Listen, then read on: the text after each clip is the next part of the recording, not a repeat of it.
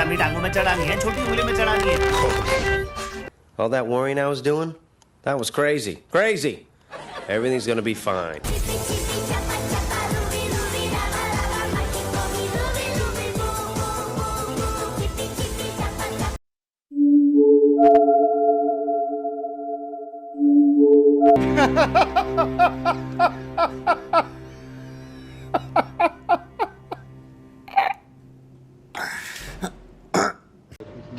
क्या हो गया तुम्हें? क्यों नहीं बोल रहे हो? कुछ तो बोलो, कुछ तो बोलो भाई।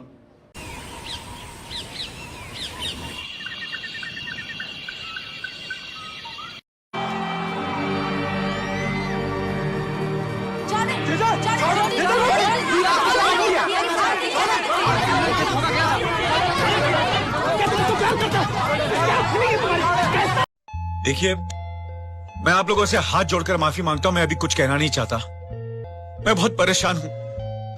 मैं आप लोगों से मिन्नत करता हूं, आप लोग यहाँ से चले जाइए, मुझे अकेला छोड़ दीजिए। प्लीज जाइए, प्लीज जाइए। कसम से अगर उस टाइम हिरानी साहब की पुरानी मूवीज रिवॉच करके मन ना बहलाया होता तो शायद ये वीडियो भी ना बन पाता। घाव ही इतना गहरा था। चूर चूर हो गया, पर एक अहम सबक सीखा मैंने, किसी के भरोसे नहीं रह सकते, खासकर अपने हीरोज के। बट फिर फ्रस्ट्रेशन शांत होने के बाद आई ट्राई टू थिंक कि ऐसा हुआ क्यों। इस बार राजू हिरानी का चार्म वर्क क्यों नहीं किया despite having an actor with him जो लिटरली चार्म का एम्बॉडीमेंट माने जाते हैं। आई मीन प्रमोशनल स्निपेट्स में तो क्लियरली दिख रहा था कि राजू हिरानी की कॉमेडी ने राजू रस्तोगी से ज्यादा तगड़ा ड्रॉप लिया है। I don't want to go to lavatory. आए तो जी done lavatory. You can say that again, pal. But फिर भी कुछ लोग अपने हीरो से आस लगाए बैठे इस कॉमेडी को भी डिफेंड करने में लगे थे। छोड़ना यार, कुछ और बात करते हैं। क्योंकि बुक माई शो की रेटिंग्स देख के मुझे अंदाजा था कि फिल्म की कॉमेडी शायद ट्रेलर के स्टैंडर्ड जितनी ही है, इसलिए इंस्टेड ऑफ बीइंग शॉक्ड मैं फिल्म देखते टाइम पूरे समय इन जोक्स के इतना सड़ा हुआ होने का रीजन सोच रहा था। देखो, राजू हिरानी की फिल्मों में तुम्हें दो ही प्रकार की कॉमेडी मिलेगी। पहली जहाँ कैरेक्टर की यूनिकनेस सीन के ह्यूमर का रीजन है, और दूसरी जहाँ प्लेन वन लाइनर्स हमें हंसा के चले जाते हैं। पहला केस तो क्लियरली समझ आ रहा होगा कैसे राजू हिरानी के कैरेक्टर्स का यूनिक पर्सपेक्टिव सीन के ह्यूमर का रीजन होता है, जिसमें या तो कैरेक्टर इंटेंशनली अपना यूनिक पर्सपेक्टिव यूज करके एक कॉमेडिक सिचुएशन क्रिएट करता है, या फिर उसकी यूनिकनेस अननोइंगली उसे ही जोक बना देती है। फॉर एग्जाम्पल 3 इडियट्स का स्पीच सीक्वेंस, सीनियर को झटके देने वाला सीन, या फिर मुन्ना भाई का रैगिंग सीन, क्लास में लाश लाने वाला सीन, इन सभी सीक्वेंसेस में हमारे प्रोटैगनिस्ट के यूनिक पर्सपेक्टिव की वजह से कॉमेडिक सिचुएशन क्रिएट होती है। वही ऑन दी अदर हैंड लगे रहो में मुन्ना की बुड्ढों के सामने स्पीच, या ओवरऑल वो सारे सीक्वेंसेस जहां मुन्ना जानवी के सामने अपनी प्रोफेसर इमेज बरकरार रखने की कोशिश करता है, इंक्लूडिंग पीके के अपने प्लैनेट को एक्सप्लोर करने वाले सभी सीक्वेंसेस, उन मोमेंट्स के एग्जांपल होंगे जहां कैरेक्टर की यूनिकनेस उसे ही जोक बना देती है। दूसरी टाइप की comedy that is one liners की बात करें तो वो तुम लोग इन क्लिप्स को देख के खुद ही समझ जाओगे। क्या मैं पूछ सकता हूँ ये सब क्या हो रहा है? नहीं। तू सारा गांव में क्या करेगा? तेरे को तो हल भी चलाने को नहीं आता है। भाई अगर हल मैं चलाएगा तो बैल क्या करेगा? राजू कभी बाबा को स्कूटर पे ले आया तो क्या स्पीड पोस्ट से भेजता? याद रहे, जो नाम दे सकता है वो नाम बिगाड़ भी सकता है। जगत जननी नाम दिया था, इससे ज्यादा क्या बिगाड़ेंगे? आपका कोई बॉयफ्रेंड है? क्यों? उसको बोलो बहुत लकी है। क्योंकि मैं इंटेलिजेंट और गुड लुकिंग हूँ। क्योंकि मैं जेल जा रहा हूँ। नाउ अगर डंकी पे आए तो सरप्राइजिंगली फिल्म का ह्यूमर यूनिक पर्सपेक्टिव वाली पहली कैटेगरी से ज्यादा इन वन लाइनर्स पे रिलाय कर रहा था। इन वन लाइनर्स के कुछ एक आध एग्जांपल सोचूं जहां मेरी थोड़ी बहुत हंसी छूट गई होगी तो वो ये होंगे। उत्थे तो हरदयाल सिंह ढिल्लो रहंदा है, कमीना साला। तू ही ढूंढ के लाई थी ना एजेंट को? तो वो ढूंढ के लाई थी ना, पैदा थोड़ी ना किया था मैंने। What color is his car? I sit in sad car. Odd sad color, how I know? Omar, no Omar, you गधा।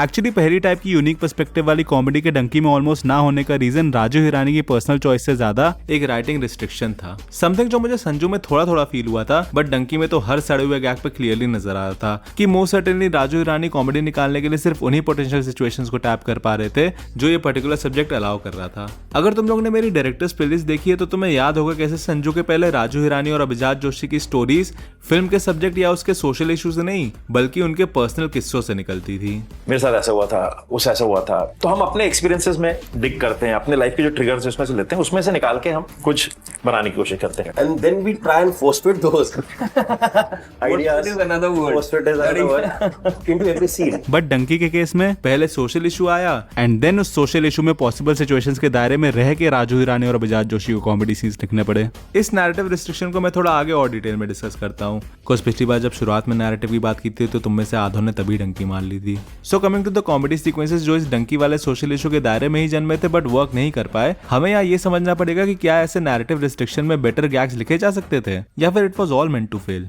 शुरुआत आइलेट्स वाले इंग्लिश स्पीकिंग सीक्वेंसेस से करते हैं। एक बार जरा रील और रियल दोनों वर्जन साइड बाय साइड देखो। I want to go to lavatory.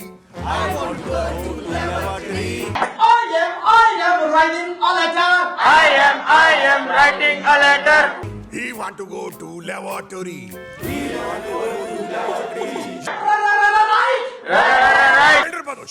to go to lavatory. She want to go to lavatory.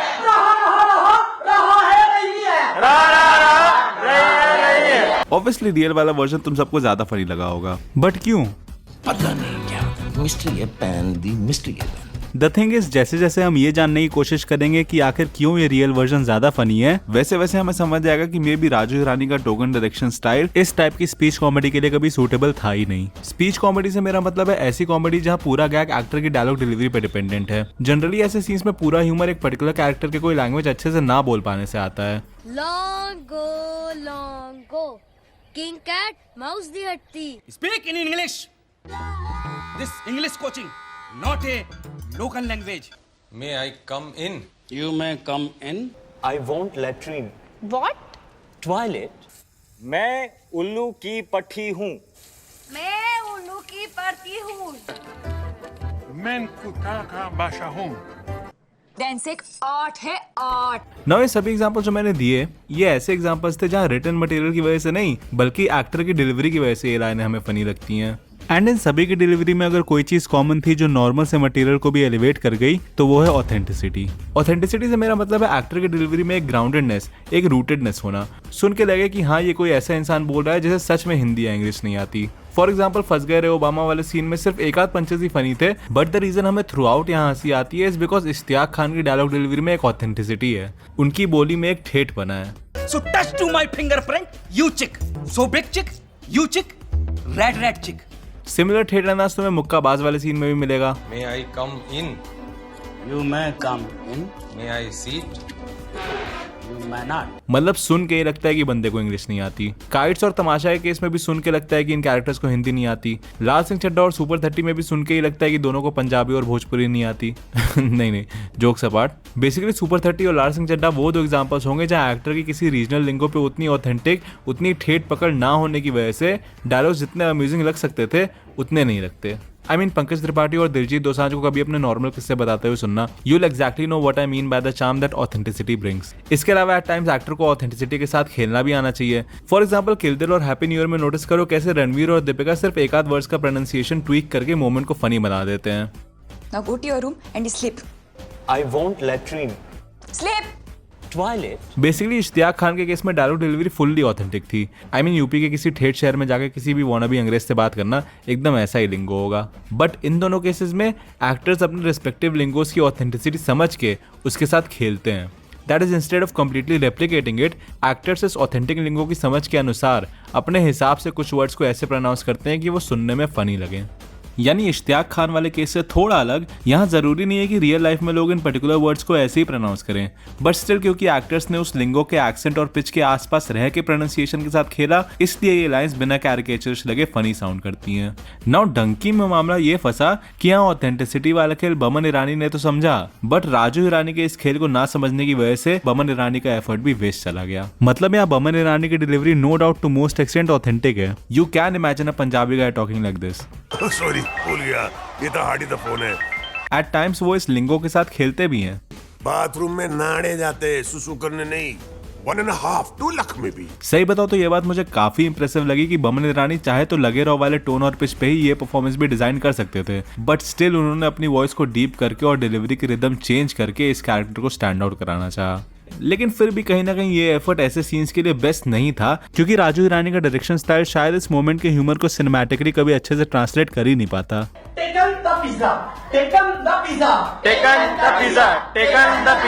The reason being कि इस मोमेंट का humour is coming from the very aspect जो राजू हिरानी के film making style का एक loop hole रहा है, rawness. सबसे पहले तो तुम लोग किसी भी डायरेक्टर के इनहेरेंट स्टाइल के बारे में कभी सोचना, नो मैटर वो स्टाइल कितना भी यूनिक, कितना भी सक्सेसफुल रहा हो, there is at least one type of story telling जो स्टाइल के थ्रू अचीव नहीं हो पाएगी। लेट्स से किसी डायरेक्टर का चार्म ह्यूमन डायनामिक्स को एक लूज प्लॉट में उनकी रिक्वायर्ड स्पेस दे के एफिशिएंटली पोर्ट्रे करने में है, तो एक ऐसी कहानी में रिजल्ट क्या होगा जहां मोर देन डायनामिक्स एक टाइटली नेट फन प्लॉट जरूरी हो। या फिर अगर किसी डायरेक्टर का चार्म ग्राउंडेड और नेचुरल इमोशन से आता है, तो एक ऐसी कहानी में रिजल्ट क्या होगा जहां पूरा प्रोसेस इंट्रिकेटली प्लान्ड और डिजाइन रखना पड़े। सिमिलरली राजू हिरानी भी उन स्टोरीज के बादशाह रहे हैं जहां पूरा चार्म एक टाइट मटेरियल पर रिलाई करता है, जहां टाइट मटेरियल होने की वजह से सब कुछ बहुत ही प्लान्ड, बहुत ही डिजाइन रखना पड़ता है। You see he has always been a man of design, not a constructor of chaos. तो ऑब्वियसली एज अ रिजल्ट उन्हें उस रॉ स्टाइल का उतना अच्छा अंदाजा नहीं होगा जिसके थ्रू ऐसा गैग निखर के आ पाता। रॉ स्टाइल से मेरा मतलब performance, cinematography, editing and even casting से। डेमो दो। चलो जरा अगली का ये छोटा सा मोमेंट देखो।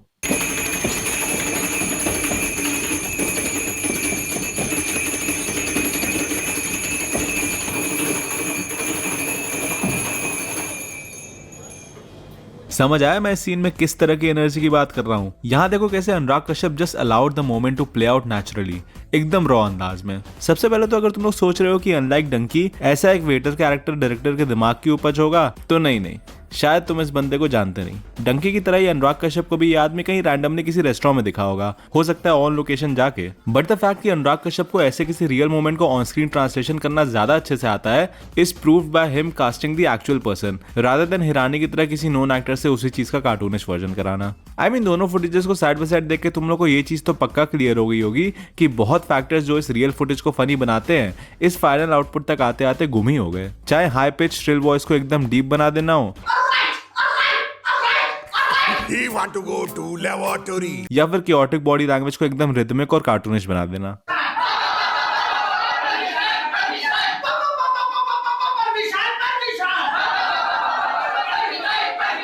I want to go to laboratory. Go to laboratory. That's the reason I said कि यहाँ गलती राजू हिरानी की है। भले ही Boman Irani came up with a style जो लगे रहो से थोड़ा अलग था, but still it was हिरानी's job to guide him कि मे बी हमें ऐसा कुछ थ्रिल और chaotic करना चाहिए, या मे बी उन्होंने इस पार्ट के लिए कास्टिंग ही गलत की। Don't you think ऐसे रोल के लिए या एटलीस्ट इस गा के सिखाने वाले गैग के लिए कोई पुनीत सुपरस्टार टाइप बंदा फिट होता, या अगली की तरह डायरेक्ट रियल बंदे को ही पकड़ लाते। मतलब कुछ भी करके इस रियल आदमी की श्रिलनेस, एक्सेंट और बॉडी लैंग्वेज को थ्रू द प्रोसेस गुम ना होने देते। याद है मैंने प्रियदर्शन वाले पहले वीडियो में बताया था कि कैसे आजकल की ग्लॉसीनेस से हट के प्रियदर्शन की फिल्मों में एक्टर्स के स्वेटी मेस्ड लुक्स भी उनके सीन्स के chaotic वाइब में ऐड करते हैं। सिमिलरली यहाँ ये चीज मुझे सेट डिजाइन और सिनेमेटोग्राफी को लेके लगी। I guess instead of Munna Bhai या 3 इडियट्स टाइप वेल पॉलिश्ड डाइवली दिखने वाले फ्रेम्स, राजू हिरानी को ऐसी real location type raw cinematography रखनी चाहिए थी। Maybe something like this. At the same time अगली में देखो कैसे कैमरा को स्टैटिक रखना इस वेटर की chaotic बॉडी लैंग्वेज को और फनी बनाता है। एक तरह से इस सिचुएशन की ऑब्जेक्टिविटी बढ़ाता है, जो नो डाउट यहाँ भी करना चाहिए था। इवन एडिटिंग के टर्म्स में देखो, जिस हिसाब से राजू हिरानी अपने सीन्स में म्यूजिक प्लेस करते हैं, तुम्हें उसी से अंदाजा लग जाएगा कि वो केओस से ज्यादा रिदम की अंडरस्टैंडिंग रखते हैं। आई मीन यहाँ नोटिस करोगे कैसे हर स्टेज पे बैकग्राउंड म्यूजिक सीन के मूड के हिसाब से शिफ्ट करके सीन को एक रिदमिक फ्लो दे रहा है।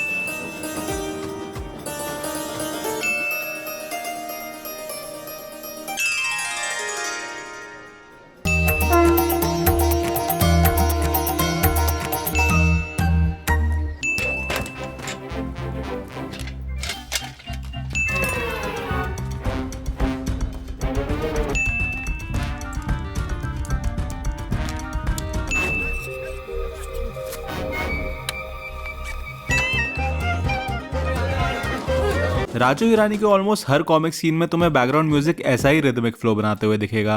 And eight the same time हम ये भी जानते हैं कि राजू हिरानी बहुत इनिशियल स्टेजेस से ही सीन की एडिटिंग दिमाग में रख के चलते हैं। But I still think like an editor. I'm actually seeing the film running in my head. I know that कैसे long जाएगा ट्रैक होगा ऐसा। Here I'm going to go close. Here I'm going to go to shot. It flows like that. And I see that it is a kind of a meditation for him, where he actually looks at the entire film he goes back probably to how he had first seen it and how to bring that vision यानी इन दोनों point से हम ये चीज conclude कर सकते हैं कि maybe as a consequence of an editor mindset, Raju Irani किसी भी मोमेंट का सिनेमैटिक ट्रांसलेशन रिदम में सोचते हैं, and hence there was no way कि वो इस गा के सिखाने वाले गैग को ऐसे रिदमिक माइंडसेट से हट के कश्यप या प्रियदर्शन टाइप क्योटिक वे में एनविजन कर पाते। पर भाई पीके और चतुर के टाइम भी तो राजू ईरानी ही डायरेक्टर थे। Absolutely, but the thing is कि पीके के केस में उसकी बोली मेन गैग्स और जोक्स को लैंड कराने का एक मीडियम, एक जरिया थी, बट यहाँ कैरेक्टर की बोली ही मेन गैग थी। मतलब पीके के टाइम उसकी बोली नो डाउट सीन्स में ह्यूमर की एक लेयर ऐड कर रही थी, बट नॉनदलेस हमारी हंसी का मेन रीजन उसकी बोली नहीं बल्कि उसकी हरकतें थी। वहीं डंकी टाइप स्पीच कॉमेडी में द मेन एलिमेंट जो ऑडियंस को हंसाने के लिए यूज किया जाता है वो कैरेक्टर की बोली ही होती है। हेंस ऐसी कॉमेडी में डायरेक्टर का पूरा फोकस कैरेक्टर की स्पीच को फनी बनाने में होना चाहिए, जो एक्चुअली राजू ईरानी ने चतुर के केस में ब्रिलियंटली एग्जीक्यूट किया था। आई मीन तब से जो मैं ऑथेंटिसिटी का ज्ञान दे रहा हूँ उसका ध्यान राजू ईरानी ने कास्टिंग लेवल पे ही ये इंश्योर करके रखा that he strictly wants an NRI for this role. We started looking for actors of Indian origin who were born and raised in the US. Also note करो कि एक रिदमिक माइंडसेट होने के बावजूद राजू ईरानी ने चतुर की स्पीच के दौरान कोई भी बैकग्राउंड म्यूजिक नहीं रखा। देश में होंगे वहाँ बलात्कार करेंगे। और दो जगह अगर थोड़ा बहुत म्यूजिक रखा भी तो वो भी उन पॉइंट्स पे जहाँ चतुर कुछ नहीं बोल रहा होता। तुम्हारे पास पैसे दिखने के लिए बनाया था तुमने मुझे यहाँ पे, so there's a miscommunication. मतलब यहाँ राजू ईरानी क्लियरली अंडरस्टूड कि क्योंकि ये वर्ड चेंज करने वाला गैग ओमी वैद्य की फनी डिलीवरी की वजह से ही लैंड कर पाएगा, इसलिए ही मेड श्योर कि वो कोई बीजीएम ना रख के सिर्फ उनकी डिलीवरी पर ही फोकस करें। बस यही 3 इडियट्स वाली समझ और पीके वाले गैग्स अगर डंकी में भी होते तो शायद अभिजात जोशी को इतनी गालियां ना पड़ती। और मैं ईमानदारी से कहता हूं कि मेरी जिंदगी का ये ग्रेटेस्ट एक्सपीरियंस रहा और ये राजू की जिंदगी की ग्रेटेस्ट फिल्म है। अब इंटरव्यू वाले सीक्वेंस की बात करें तो वहाँ भी सेम रॉनेस और ऑथेंटिसिटी वाला ज्ञान अप्लाई होगा। इवन सेम मोमेंट में तुम ये डिफरेंस देख सकते हो, कैसे एक जगह एक्टर की डिलीवरी में पूरी ऑथेंटिसिटी दिख रही है। विंस्टन चर्चिल की फैमिली के बारे में नहीं पूछ रहा हूँ, आपकी फैमिली के बारे में पूछ रहा हूँ, आपको तो पता होगा। वहीं दूसरे एक्टर के केस में you can clearly see that he is facing difficulty. One family. 2 minutes. Easy sir, easy I do. Now ये ऑथेंटिसिटी वाला एस्पेक्ट कितना पेचीदा है ये तो मैं इसी बात से समझ आ जाएगा कि despite having 3 actors of Punjabi origin ये सीक्वेंस और बेटर हो सकता था। हाँ, सभी एक्टर्स ने नो डाउट अच्छा काम किया है, बट जरा इन दोनों एनआरआईज को लड़ते हुए सुनो, ईयरफोन्स पहन के of course. If you wanna go, then you go to hill and go down. Why you get Okay, fried, yes, man? why? Are you crazy? You're fucking Because you are paranoid, fucking, man. you are fucking. You fucking you bloody. You bloody. Fuck you bloody. Bloody fuck you bloody. Fucking mother bloody fuck bitch. I mean तुम सिर्फ इनके pronunciation पर ध्यान दोगे ना तो clearly समझ आ जाएगा कि और ज्यादा रूटेड एक्टर्स को कास्ट करके ये सीक्वेंस कितना एलिवेट किया जा सकता था। Why you shouting? Because of this, you are doing. I don't know. You are doing like this. I think you are going to accident. No shouting at me no good man. Me no shout at you. But the thing is that what you think if you do like this one, you are going at work and somebody else. हाँ, I am not saying कि यहाँ candidates को ऐसे ही लड़ते हुए दिखाना चाहिए था, बट मे भी गुलाटी की क्लास का एक सीन रख सकते थे जहाँ 2 बंदों की आपस में लड़ाई हो जाती है एंड क्योंकि उस दिन क्लास में सबको इंग्लिश में बात करना होता है इसलिए दोनों इन एनआरआईज की तरह टूटी फूटी इंग्लिश में झगड़ते हैं। या फिर चलो अगर मेन कास्ट के साथ छेड़छाड़ नहीं करनी थी तो इंटरव्यू के टाइम ऐसा गुड कॉमिक रिलीफ दूसरे कैंडिडेट्स का छोटा सा मोन्टाज दिखा देते, मे बी लाइक यार चले बाहर। Go to the cinemas with your friends? Not with the friend, only girlfriend. What is your favorite meal? Madam Langar. Why? Because it is free. Which season you like the most? All seasons. I'm asking about one season. Then 1 bottle of all seasons. Talk about your favorite game. बांदर किले ने English में क्या कहा है? एक desired reason से belong करने के बाद भी एक्टर्स के लिंगों में ऐसी क्या सटल चीज मिसिंग होती है जो उसी रीजन के किसी रूटेड इंसान की बोली में आसानी से मिल जाएगी, ये समझने के लिए जरा राजकुमार राव और एक रैंडम हरियाणवी आदमी की बोली सुनो। ऑफ साइड में शॉर्ट बॉल रखनी है, हाँ स्क्वायर कट के लिए। Stop stupidness, no debate competition, go यार। Madam ji, I am Vijender Duller from Panchkula Haryana. We are land family जिम्मेदार and all land gone now, mother gone, father gone. I am looking for job. Similarly Vikram Kochar और इस random Punjabi आदमी को सुनो। Yesterday I was in the bar. तो 3 peg अंदर tension सारी बाहर। Did I sneeze? I'm so confused. Yeah. I really message you all time, all day. So that's why you every day sneaks.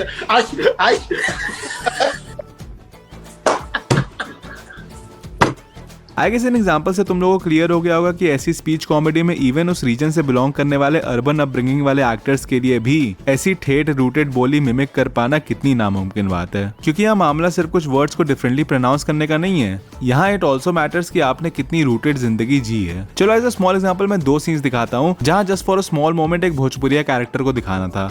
यहाँ ध्यान तो सिर्फ एक रूटेड आदमी को कास्ट करने की वजह से कैसे एक मोमेंट नेचुरली फनी साउंड करता है। सर्जरी पैर की हो रही है, लेकिन यहाँ आप नीचे पूरा क्यों साफ कर दिए? गलती से चाकू कहीं इधर उधर तो नहीं लग जाएगा ना भैया? वहीं दूसरा moment just opposite. London calling, I telling you, go relax. इसके अलावा सुपर 30 भी ले लो, वहाँ हमें बच्चे नेचुरली चार्मिंग इसीलिए लगते हैं बिकॉज इन एक्टर्स ने खुद एक रूटेड जिंदगी जी रखी है। I mean, कभी वो एडमिशन के लिए घरों से भागने वाला मोन्टाज ये सोच के देखना कि व्हाट इफ इन कैरेक्टर्स को अर्बन अपब्रिंगिंग वाले एक्टर्स प्ले करते तो क्या ये वर्क कर भी पाता? मतलब लॉन्ग टॉक शॉर्ट, लंबी बात छोटी, जो भी इंग्लिश स्पीकिंग या यूं कहूं ओवरऑल पूरी फिल्म के गैग्स जो अभिजात जोशी और राजकुमार हिरानी ने लिखे थे वो मोस्ट प्रोबेबली ऐसे रूटेड ऑथेंटिक एक्टर्स को एक रॉ वे में कैप्चर करने से कहीं ज्यादा निखर के आते। बट एक्चुअली असली सवाल ये है कि इस बार ये जोड़ी अच्छे गैग्स लिख क्यों नहीं पाई? अबे इसको बोल इसको। साला खुश हो गया तू? खुश हो गया? गैग्स के अलावा इवन जो विटी सीन्स राजू हिरानी की फिल्मों में यूजुअली होते हैं वो यहाँ वर्क क्यों नहीं किए? क्योंकि मैं एक डॉक्टर हूँ। तू भगवान तो नहीं ना? क्या तू इनके भेजे में घुसा था? उसको थूकने दे और रिटर्न में ना उसको एक मस्त स्माइल दे। सर ऐसे कोई वर्ड्स है नहीं सर, ये तो मेरे दोस्तों के नाम है। मैं तो आपको ये पढ़ा रहा था कि पढ़ाते कैसे। वो जैसे दीवार पे भगवान का फोटो लगाता है ना ताकि कौन मूटे नहीं, हम यहाँ लगाता ताकि कौन पीटे नहीं। 2 पुराने शोर, 2 बड़े बड़े बच्चे, 3 टुकड़े हड्डी या फिर 1.5 lakh.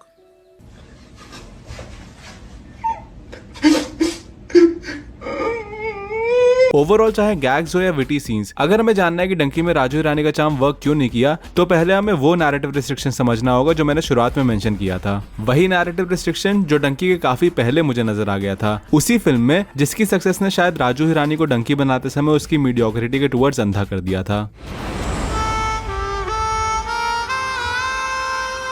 On the basis of ideation Raju Hirani की फिल्मोग्राफी को हम क्लियरली 2 सेक्शंस में डिवाइड कर सकते हैं, जहां पहली 4 फिल्में जैसा मैंने शुरुआत में बताया राजू हिरानी और अभिजात जोशी के खुद के पर्सनल एक्सपीरियंसेस से निकली थी, वहीं बची दोनों दूसरों के एक्सपीरियंसेस से जन्मी। संजू के केस में चलो फिर भी चीजें अनप्लान्ड थी, बट संजू के बाद राजू हिरानी ने मन बना लिया था कि वो एक मूवी आइडिया के लिए कॉन्शियसली दूसरों की कहानी, दूसरों के एक्सपीरियंसेस सीख करेंगे, जिसका रीजन यहाँ क्लियरली विजिबल है। एक बार आप काम शुरू करना कर दो, आप लाइफ में आपका करियर शुरू हो गया तो आपके एक्सपीरियंसेस कम हो जाते हैं, बहुत लिमिटेड रहते हैं। सो इनफैक्ट मैं अभिजात से ये कहता रहता हूँ कि ये पिटारा किसी दिन खत्म होने लगेगा, अब हमको सफर करना चाहिए, ट्रैवल करना चाहिए, और लोगों से मिलना चाहिए, सिर्फ कहानियां बातें करनी चाहिए इंटरेस्टिंग लोगों से, ताकि वो रिफिल होता रहे। बट आई रियली होप कि वो ऐसे अप्रोच आने वाली फिल्मों के लिए ना रखें, बिकॉज इसी अप्रोच की वजह से उन्हें वो गैग्स और विटी सीन्स रखने की स्पेस नहीं मिल पा रही है जिसके लिए वो जाने जाते हैं। अगर तुम संजू और डंकी के सीक्वेंसेस को इन चारों फिल्मों के सीक्वेंसेस से कंपेयर करोगे तो यू विल रियलाइज कि यहाँ कॉन्फ्लिक्ट्स वर मोर एक्सटर्नल, वहीं इन फिल्मों में इट वॉज मोर इंटरनल।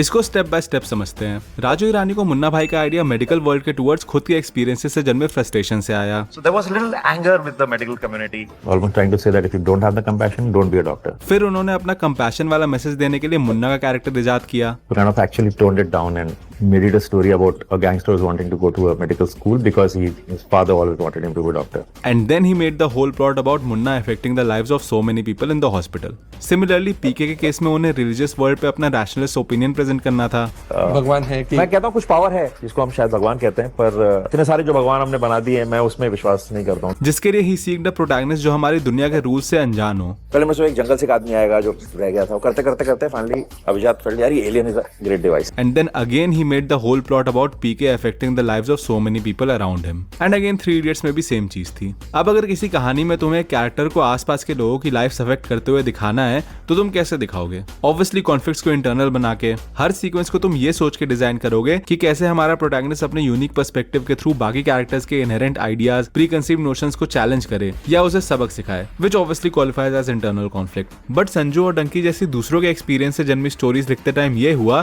कि यहाँ इंस्टेड ऑफ मेडिकल वर्ल्ड के ड्रॉबैक्स, कॉलेज लाइफ की मस्ती जैसे thoughts acting as triggers, what Raju Hirani got was plain information. चाहे संजय दत्त की लाइफ के किस्से हों या डोंकर्स का ओरिजिन और उनकी जर्नी, ये दोनों बस सेट्स ऑफ इन्फॉर्मेशन है which restricted Raju Hirani to focus more more on की कैरेक्टर्स के साथ क्या क्या हुआ, that is the external part, rather than हमारा कैरेक्टर इंटरनली कैसे आसपास की दुनिया को चैलेंज कर रहा है। समझ आया? अरे मतलब ये दोनों फिल्में रियल लाइफ पे बेस्ड है, राइट? तो ऑब्वियसली इन कहानियों को बताते टाइम हिरानी का फोकस ये दर्शाने में होगा कि देखो इस इंसान के साथ ये हुआ या इन लोगों के साथ ये होता है। And obviously because it's Hirani, वो पूरी कोशिश करेंगे कि इन इंसिडेंट्स को जितने हो सके उतने एंटरटेनिंग तरीके से अनफोल्ड करा पाए, समथिंग जो वो अपने और अभिजात जोशी के एनेक्डोट्स के साथ पहले की फिल्मों को लिखते समय भी करते थे। But the only difference is कि पहले उनके पास आजादी थी कि वो खुद के इंसिडेंट्स को तोड़ मरोड़ के अपने ट्रेडिशनल यूनिक पर्सपेक्टिव वाले स्ट्रक्चर में ढाल सकते थे। मीनवाइल अब रियल लाइफ इंसिडेंट्स को टैकल करते दौरान he simply can't do that. I guess इसका सबसे बड़ा एग्जांपल संजू का ये वाला सीन होगा। हमें भी थोड़ा आपके घर का माल चटने दीजिए। मतलब इस सीन का ह्यूमर कितना फोर्स लग रहा था। It really felt like Hirani was trying to replicate वही स्पीच सीन वाला charm. But again the only reason ये मोमेंट उतना ऑर्गेनिकली नहीं आ पाया इज बिकॉज 3 इडियट्स के स्पीच सीन में Hirani had the liberty to do things that would justify the confusion. But यहाँ क्योंकि एक बायोपिक के रिस्ट्रिक्शन की वजह से उतनी छेड़छाड़ नहीं हो सकती थी, इसलिए उन्होंने बस कैरेक्टर्स का IQ जरा कम कर दिया। अब क्यों राजू हिरानी इन 2 स्टोरीज को अपनी यूनिक पर्सपेक्टिव वाले स्ट्रक्चर में ढाल नहीं पाए, इसको हम 2 पॉइंट्स में समझते हैं, प्रोटैगनिस्ट एंड द सिस्टम।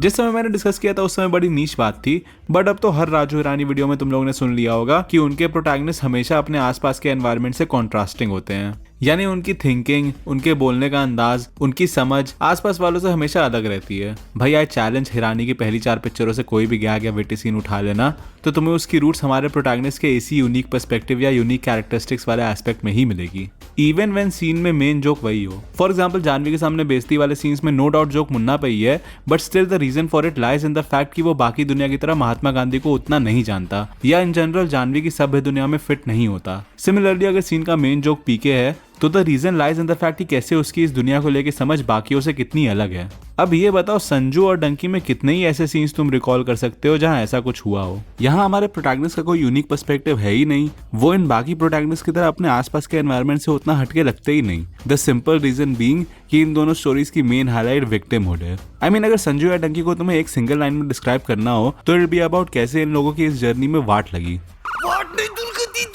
अरे हाँ दुर्गति हो गई। Something like the struggles of Sanjay Dutt या फिर the turbulent journey of dunkers. मतलब दोनों फिल्मों में मेन सब्सटेंस, मेन हाईलाइट इन कैरेक्टर्स का अलग अलग दिक्कतों में पड़ना है, चाहे ड्रग्स से लेके गन्स तक के लफड़े हो या फॉरेन ले जाने के झूठे सपने दिखाने से लेके वहाँ कुत्तों की तरह रहने तक का स्ट्रगल। इन्हीं सब चीजों ने हिरानी को इन स्टोरीज की तरफ आकर्षित किया, तो जाहिर सी बात है फिल्म में यही चीजें हाईलाइट होंगी ना। बट शायद इन किस्सों से एक्साइटेड होकर हिरानी ये नहीं भाप पाए कि अगर वो कहानी की मेन हाईलाइट कैरेक्टर्स का स्ट्रगल रखेंगे तो अनलाइक हिज प्रीवियस फिल्म्स उनके प्रोटैगनिस्ट सिस्टम के विक्टिम्स बनेंगे, चैलेंजर्स नहीं। And that's the main point. कहानी में कैरेक्टर्स को स्ट्रगल करते दिखाना is not the main problem. वो तो हिरानी की पहले की फिल्मों में भी होता रहता था, लेकिन वहां पे हमें ये भी देखने को मिलता था कि कैसे हमारा प्रोटैगनिस्ट अपने यूनिक पर्सपेक्टिव के थ्रू सिस्टम को चैलेंज करके उस स्ट्रगल से बाहर निकलता है या बाकियों को निकलवाता है। फॉर एग्जाम्पल अगर पीके अलग अलग रिलीजन्स के चोचलों से परेशान होकर हताश हो जाता है तो उसके बाद वो तपस्वी को वापस चैलेंज करने के लिए उसके दरबार में खड़ा भी हो जाता है। अगर जानवी के जाने से मुन्ना अकेला पड़ जाता है तो उसके बाद वो आरजे बन के लकी के खिलाफ नॉन वायलेंट स्ट्रगल भी चालू कर देता है। अगर जॉय लोबो के मरने पर रैंचो की हिम्मत टूट जाती है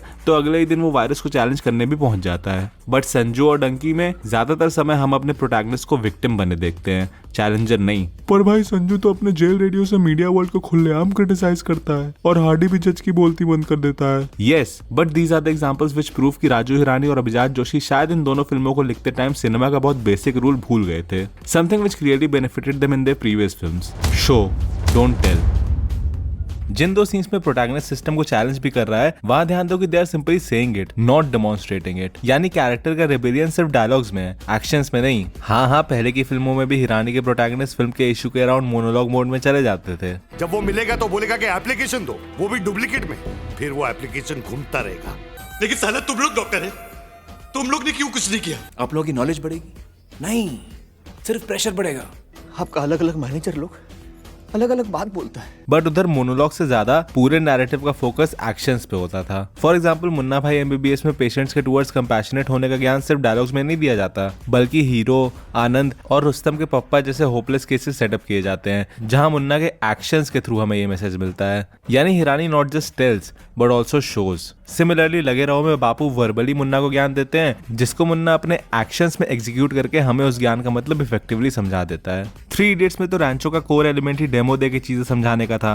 डेमो दो तुमको क्या हर बार डेमो दिखाना पड़ता है? और पीके में अगेन उसकी इनोसेंट हरकतों से हमें समझ आता है कि रिलीजन की भसड़ कितनी बनी बनाई है। अब वही संजू और डंकी में देखो, क्या हमारे कैरेक्टर्स अपने एक्शंस के थ्रू कोई पॉइंट एस्टैब्लिश करते हैं? ऑब्वियसली नहीं। पर भाई हार्डी तो खुश रहने का मैसेज मुमताज बेगम वाला पूरा तिकड़म लगा के समझाता है। करेक्ट, बिल्कुल सही पॉइंट। बट ये भी तो सोचो कि ये सीन वर्क क्यों नहीं किया, despite being so similar to the token Raju Hirani template. Scene के शुरुआत में एक प्रॉब्लम इंट्रोड्यूस होगी तो आज प्रोफेसर रणछोड़दास छाछड़ हमें इंजीनियरिंग सिखाएंगे। वो नहीं मानेगी पाजी। वो नहीं मानेगी तो वापस आके लटक जाना।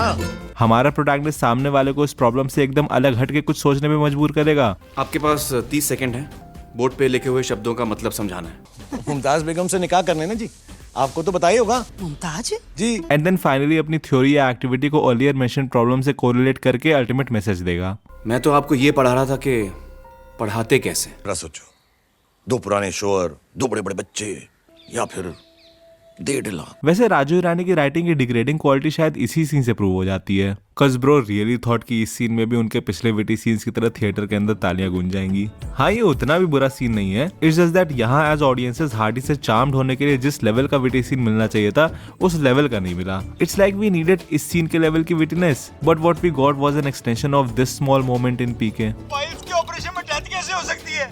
हाँ, है तो बड़ी शान की बात। तुम ऐसा काहे बोली? खुशियाँ बांट रही हो यार, अपने दोस्त को जिंदा देखेगा, सोचो उसे कितनी खुशी मिली। आई मीन बेसिकली यहाँ जग्गू ने उस आदमी को झूठ मूठ की बैड न्यूज देकर अल्टीमेटली उसे अच्छा फील कराया। डोंट यू थिंक इसी सिंपल थॉट को हिरानी ने बस मुमताज बेगम का मसाला छिड़क के हमें इस सीन में परोस दिया। अब ये सीन वर्क क्यों नहीं किया, इसको समझने के लिए हमें अपने दूसरे पॉइंट पे आना होगा, द सिस्टम। हिरानी की पुरानी फिल्मों में ज्यादातर गैग्स और स्पेशली विटी सीन्स में you will always feel the presence of the system. MBBS में मेडिकल सिस्टम, लगे रहो में करप्ट सिस्टम, 3 इडियट्स में स्टूडेंट सिस्टम, पीके में रिलीजियस सिस्टम। एंड ये सिस्टम हमें सिर्फ डायलॉग्स में सुनाई नहीं पड़ता, बल्कि अलग अलग कैरेक्टर्स में थ्रू आउट द फिल्म दिखाई देता है। चाहे उस सिस्टम के एक्सट्रीम फ्लॉज को रिप्रेजेंट करता हुआ एंटागनिस्ट हो, या फिर बाकी सपोर्टिंग कैरेक्टर्स जो या तो एंटागनिस्ट की तरह ही उस सिस्टम की टॉक्सिक साइड रिप्रेजेंट करते हो, या फिर सिंपली उस सिस्टम के विक्टिम्स हो।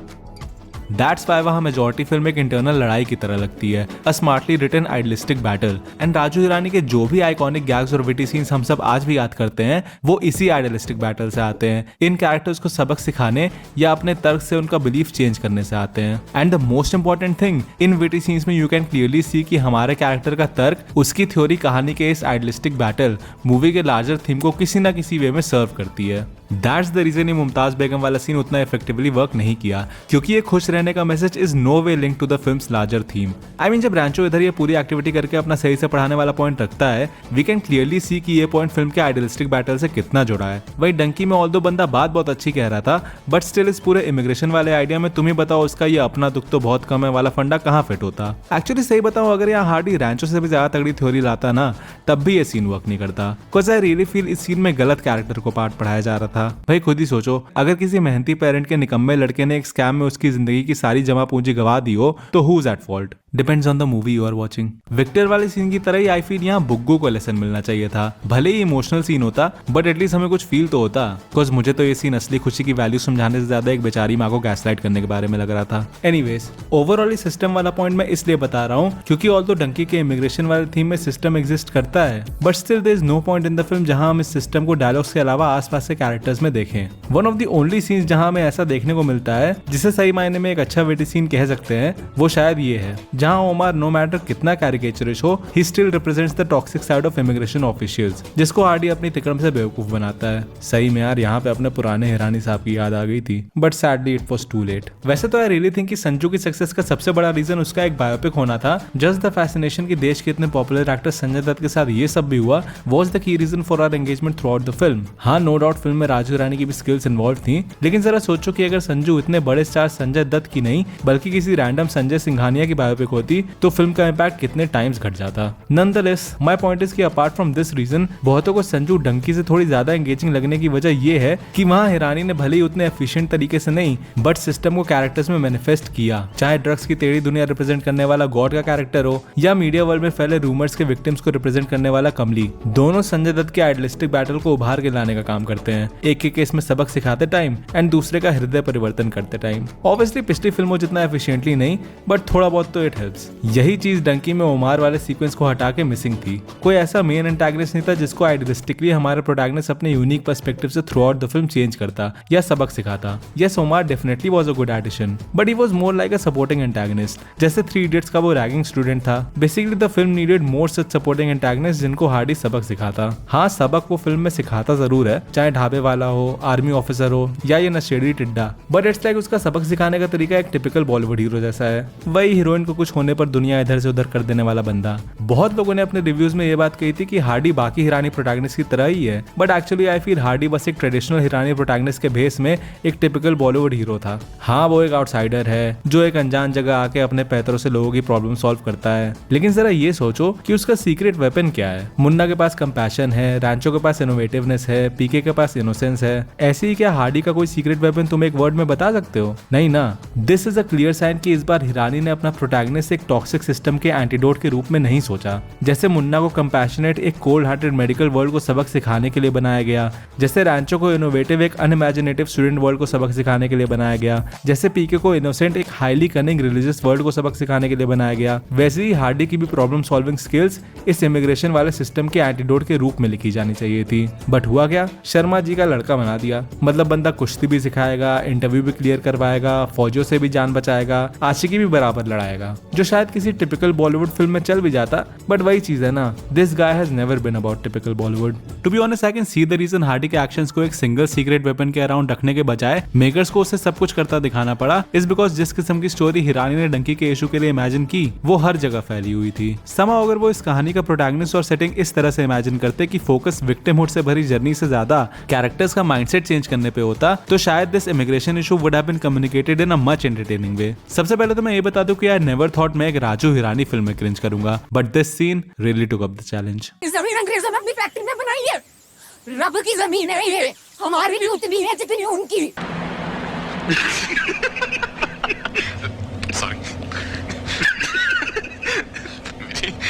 Sorry.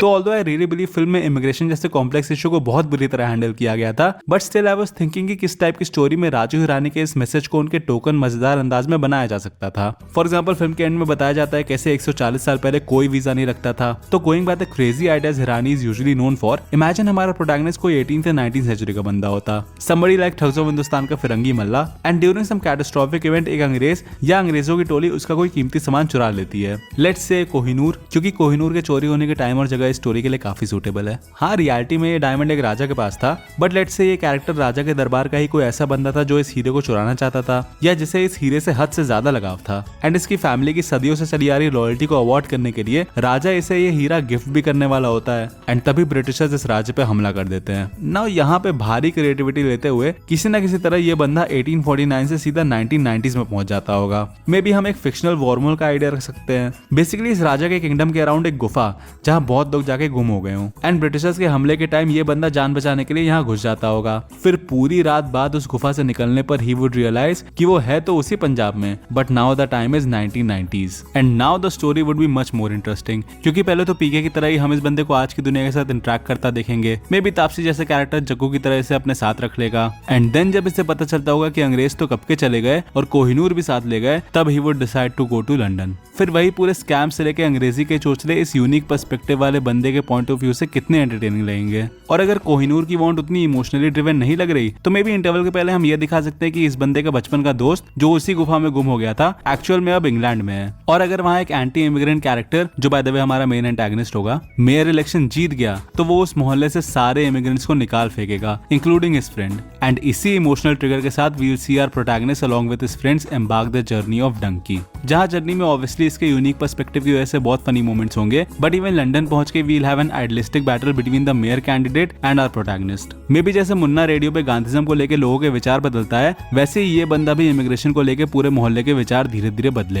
And ultimately the climax would be the election results. वैसे मैं ये भी सोच रहा था कि हाउ अबाउट ये इमिग्रेशन की स्टोरी पीके का सीक्वल होती। आई मीन इमेजिन कि पीके दोबारा अपने एक आध दोस्तों के साथ इस प्लैनेट पे लौटा है, प्रिसाइसली इंग्लैंड, बिकॉज जग्गू अब वहीं सेटल्ड है। एंड फिर वो जग्गू को बताता है कि अब वो यहाँ सेटल होने के लिए आया है बिकॉज उनका प्लैनेट तबाह हो गया है। एंड यहाँ आते आते स्पेसशिप भी डिस्ट्रॉय हो गई जिसमें he lost his wife and kids. तो अगेन यहाँ भी जो सिटीजनशिप पाने के चोचले है वो हम पीके और उसके दोस्तों के यूनिक पर्सपेक्टिव के थ्रू एंटरटेनिंग वे में समझेंगे। एंड देन यहाँ पे मेन इमोशनल ट्रिगर तब आएगा when he comes to know कि उसकी वाइफ और बच्चे जिंदा हैं और अभी इंग्लैंड में छुप छुप के रह रहे हैं बिकॉज ऑब्वियसली सब लोग उन्हें शक की नजरों से देख रहे हैं। एंड फिर पीके और उसके दोस्त जग्गू के साथ उन्हें ढूंढते ढूंढते और ऐसे मासूम इमिग्रेंट से मिलेंगे which would deepen the narrative only until they come to know कि उसके वाइफ और बच्चों को अरेस्ट कर लिया गया है, जिसकी वजह से मजबूरन अब पीके को अपने परिवार और बाकी मासूम इमिग्रेंट कैरेक्टर्स के लिए उसी मेयर कैंडिडेट के साथ आइडियलिस्टिक बैटल लड़ना होगा। वेयर अगेन पिछली स्टोरी की तरह ही would influence people to change their mindset towards immigrants and vote wisely. And actually ये चीज इस वर्जन में और उभर के आएगी बिकॉज यहाँ पीके इमिग्रेंट्स के लिए ये तर्क रख सकता है कि उसका प्लैनेट भी इसी वजह से तबाह हुआ क्योंकि वहाँ एक ही रेस के होने के बावजूद लोगों ने एक दूसरे की मदद नहीं की।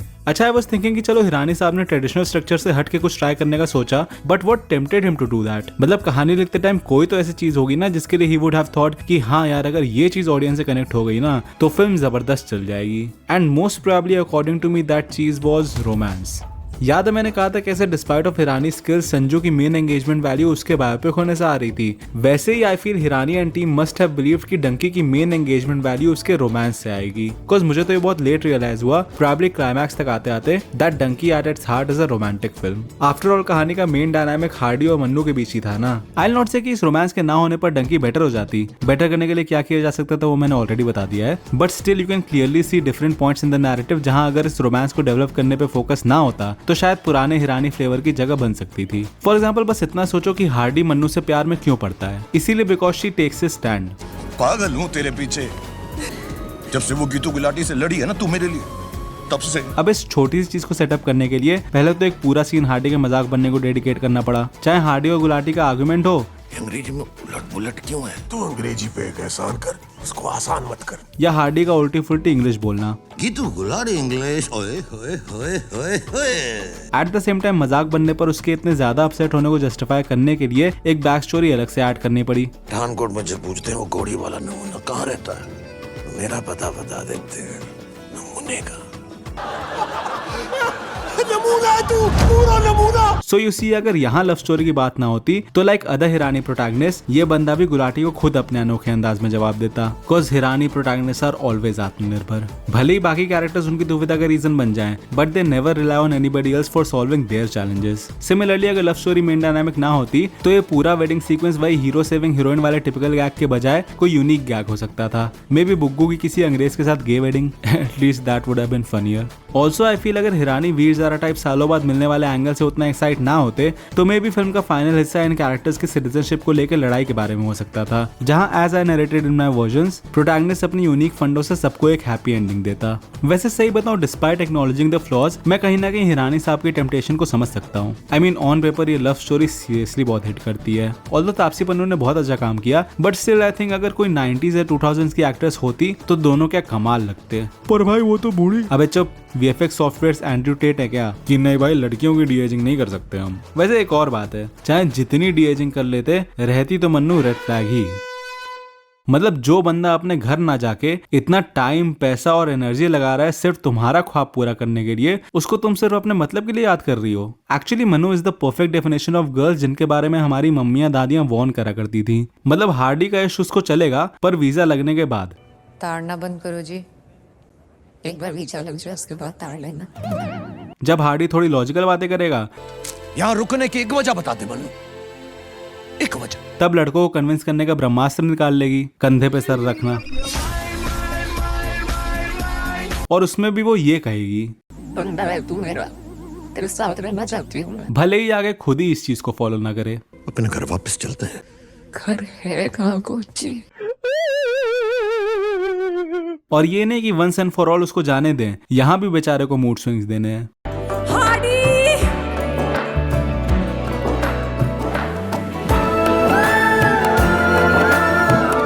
मौसम तो ऐसा लग रहा है दिल गार्डन गार्डन हो रहा है, बहुत मजा आ रहा है यहाँ पे।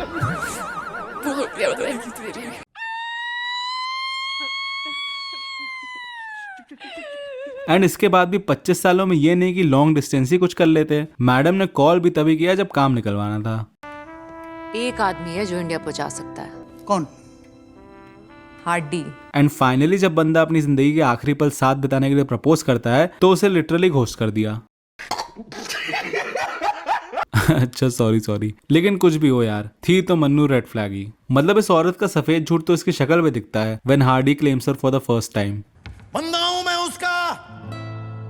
अरे मैं तो मजाक कर रही थी, तुम सीरियस हो गए। पर हमारा क्या है, हम लड़के तो फिर भी ऐसी रेड फ्लैग्स के पीछे जबान लटका के भागेंगे। पर jokes apart, despite the age gap and the red flags, कुछ रोमांटिक मोमेंट्स थे फिल्म में which had the potential to be iconic, जैसे ये airport reunion. First of all, मैं तेरा रास्ता देखूंगा गाने ने इतने ब्यूटीफुली 25 साल के इंतजार की फीलिंग कैप्चर की है ना कि आधा काम तो इसी ने कर दिया था। इट्स जस्ट दैट यहाँ राजू ईरानी एक और उस एस्पेक्ट में गड़बड़ा गए जिसके लिए वो जाने जाते हैं, एडिटिंग। आई मीन पहले इस सॉन्ग का ये खूबसूरत पार्ट सुनो। 100 बरस गिन के भी एक पल जानेगी, भीड़ में भी तुझको ठीक पहचानेगी।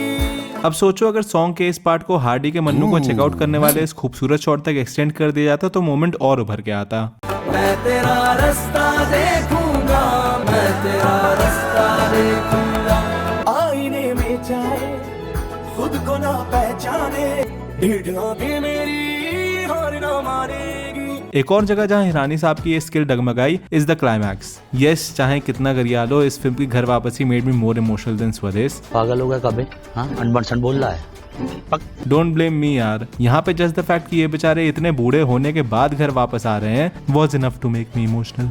देयर इज अ रीजन कि आज तक दी ओनली 2 मूवी सीन्स जहाँ मैं फूट के रोया हूँ वो ये हैं। एंड यहाँ भी शायद वैसा होता अगर बल्ली पे थोड़ा और स्टे हुआ होता।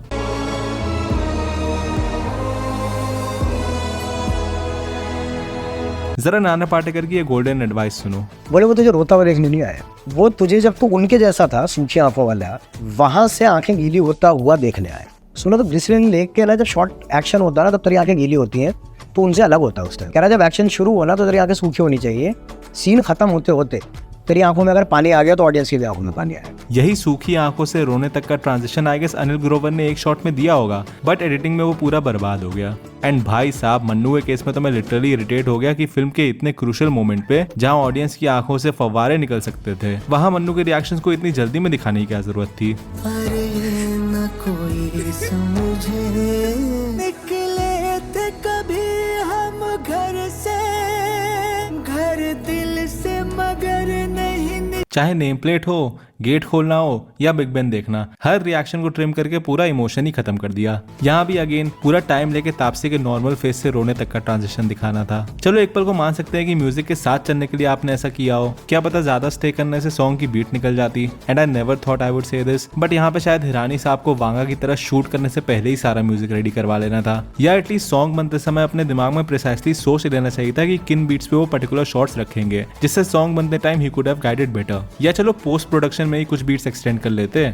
एनीवेज, जो कुछ भी खामियां कमियां मैंने निकाली, डिस्पाइट दैट एक सीन जिसके लिए मैं डंकी को हमेशा याद रखूंगा वो है ये सेकंड क्लाइमैक्स। मतलब परफॉर्मेंस से लेके राइटिंग तक सब कुछ इस सीन में इतना परफेक्टली लैंड कर रहा था। जिन लोगों ने एसआरके के रोमांटिक एरा को नहीं जिया है वो इस सीन को एज अ प्रूफ देख सकते हैं कि why he is called the king of romance. Taapsee Pannu भी यहाँ सिर्फ रिएक्शंस में ही इतना शाइन कर जाती हैं। एंड ये फैमिली मेंबर डेड वाला गैग चाहे कितना लेम था, आई टोटली डिडंट थिंक कि वो इस मोमेंट के लिए इतना ब्यूटीफुली यूज किया जाएगा। And overall just the fact कि 25 साल दूर रहने के बाद हार्डी को मन्नू के साथ जो भी खुशी के पल मिले वो सिर्फ यही थे, is enough to make a grown man cry.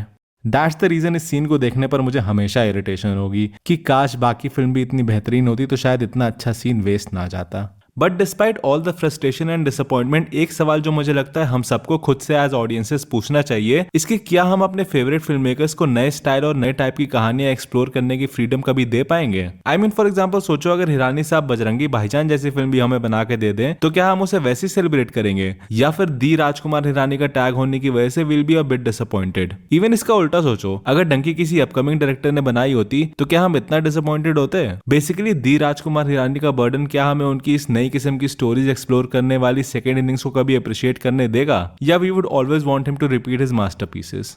सोचना जरा इस बारे में, because I am sure cinema audience के लिए इसका जवाब ढूंढना would be Pieces of cackle.